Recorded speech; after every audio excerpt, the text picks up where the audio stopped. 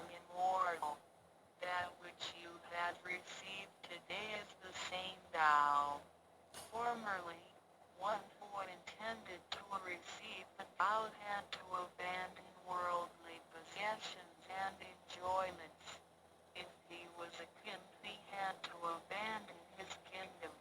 If he was a high official, he had to resign his high position, leave his family and go to the remote mountains to seek a master who would transmit the Tao to Do him. not enter. After much suffering, he would gradually perfect his conduct, purify his mind and heart, and perform many good deeds.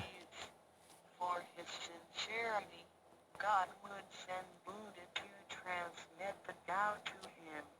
Under such conditions, a person able to succeed was hard to find. During that period, the Tao was secretly transmitted from one patriarch to another.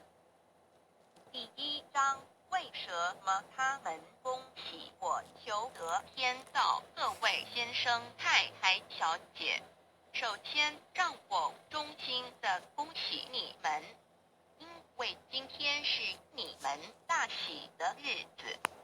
今天你们得了道，道是至宝，道超出了一切。每一位古圣先贤佛祖皆于古代求得天道，故他们能超出生死之界限而永存。今天你们所得的道即同他们其实所得的道一样。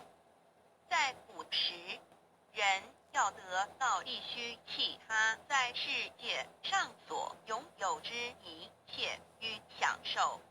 假如他是一位皇帝，也必须弃他的江山；假如他是一位大，他必须舍弃他的爵，离开家人，入深山寻访能够指点他途径，传授大道给他的名师。在他经历了千辛万苦之后，同时已将凡心修炼成佛心，并已达至圆满之行为，以及做了许多善事，在他至诚之下，终于感动上天之心，派仙佛来指点，传授大道给他。在如此之情况下，成功者非常稀少。在那时，道是由一代祖师逆传给下一代祖师。Today we need not go to the remote mountains in order to cultivate ourselves. We may find the means to do so in our own environment. Therefore we must take full advantage in our fortunate circumstances because we are in close proximity to the Tao.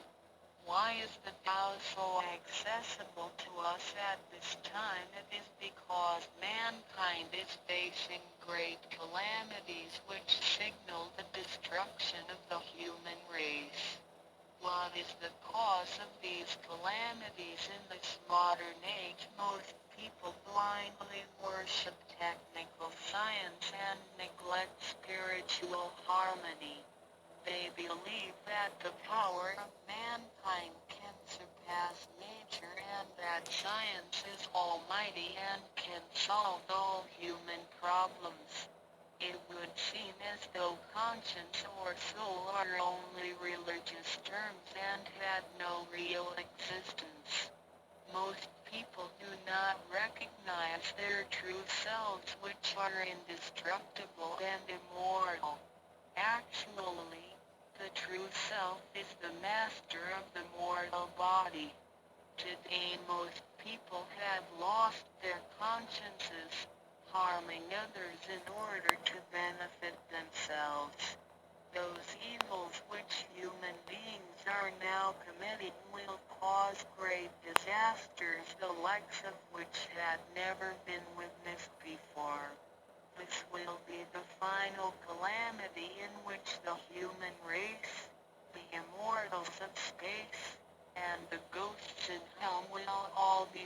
destroyed. 然而现在我们不需要到深山去，而我们一默修行，所以我们能如此容易就得到这是因为时代不同了。